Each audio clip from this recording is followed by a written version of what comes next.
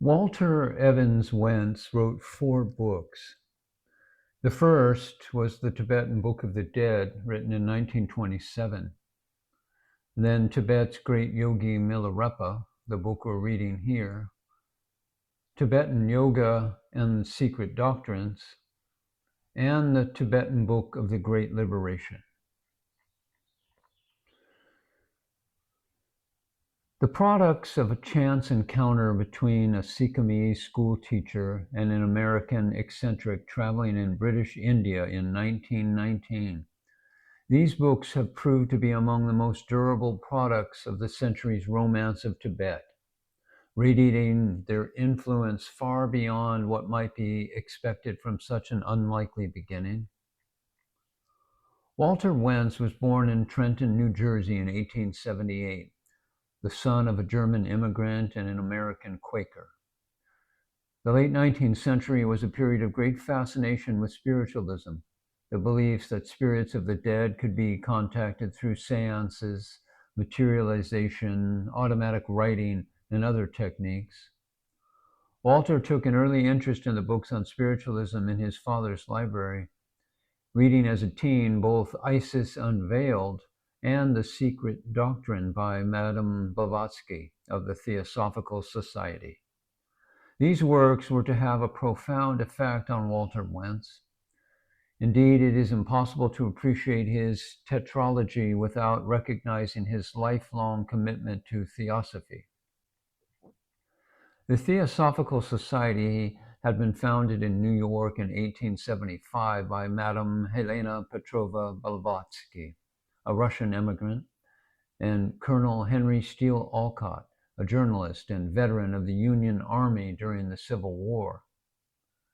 The goals of their society were to diffuse among men a knowledge of the laws inherent in the universe, to promulgate the knowledge of the essential unity of all that is, and to determine that this unity is fundamental in nature, to form an active brotherhood among men, to study ancient and modern religion, science, and philosophy, and to investigate the powers innate in man. The Theosophical Society represented one of several responses to Darwin's theory of evolution during the late 19th century. Rather than seeking a refuge for science and religion, Blavatsky and Olcott attempted to found a scientific religion, one that accepted the new discoveries in geology and archaeology, while proclaiming an ancient and esoteric system of spiritual evolution more sophisticated than Darwin's theory. Madame Blavatsky claimed to have spent 7 years in Tibet as an initiate of a secret order of enlightened masters, called the Great White Brotherhood. These masters, whom she called Mahatmas or Great Souls, lived in Tibet, but were not themselves Tibetan. In fact, the very presence of the Mahatmas in Tibet was unknown to ordinary Tibetans. These masters had once lived throughout the world, but had congregated in Tibet to escape the onslaught of civilization. The Mahatmas had instructed her in theosophy, which she also referred to as esoteric Buddhism, of which the Buddhism being practiced in Asia, including Tibet, was a corruption. Throughout her career, she and later other members of the society claimed to be in esoteric communication with the Mahatmas, sometimes through dreams and visions, but most commonly through letters that either materialized in a cabinet in Madame Blavatsky's room or that she transcribed through automatic writing. The Mahatma's literary output was prodigious, conveying instructions on the most mundane matters of the society's functions, as well as providing the content of the canon text of the society, such as esoteric Buddhism and the Secret Doctrine. The Theosophical Society enjoyed great popularity in America, Europe, and India, despite repeated scandals and a report by the Society of Psychical Research that denounced Madame Blavatsky as a fraud. But they played an important but ambiguous role in the Hindu Renaissance in India and the Buddhist Renaissance in Sri Lanka, where Henry Olcott was particularly active.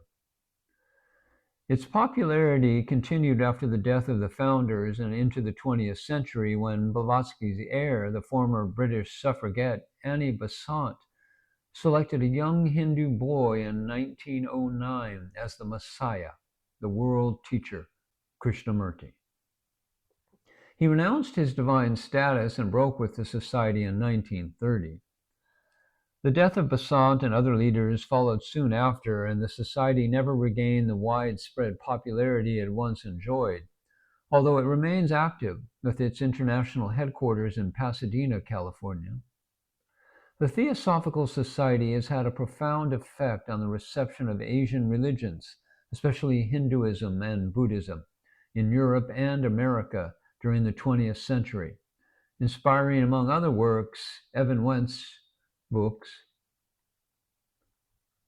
Walter Wentz moved to California at the turn of the century, where he joined the American section of the Theosophical Society in 1901 at its headquarters in Point Loma, headed by Catherine Tingley, who established there the Raja Yoga School and College, the Theosophical University, and the School for the Revival of the Lost Mysteries of Antiquity. At Tingley's urging, Wentz enrolled at Stanford University, where he studied with William James and William Butler Yeats. After graduating, Wentz went to Jesus College at Oxford in 1907, where he studied Celtic folklore. It was there that he added a family name from his mother's side to his surname and became Walter Evans-Wentz. After completing his thesis, later published as The Fairy Faith in Celtic Countries in 1911, he began a world tour financed by the income he received from rental properties in Florida. He was in Greece when the First World War broke out and spent most of the war in Egypt. From Egypt, he traveled to Sri Lanka and then on to India, gaining permission to travel from the British military authorities on the recommendation of a former classmate from Oxford, T.E. Lawrence. Evans-Wentz visited the Theosophical Society headquarters in Adyar and met Annie Besant. In North India, he studied with various Hindu gurus, especially Swami Satyananda.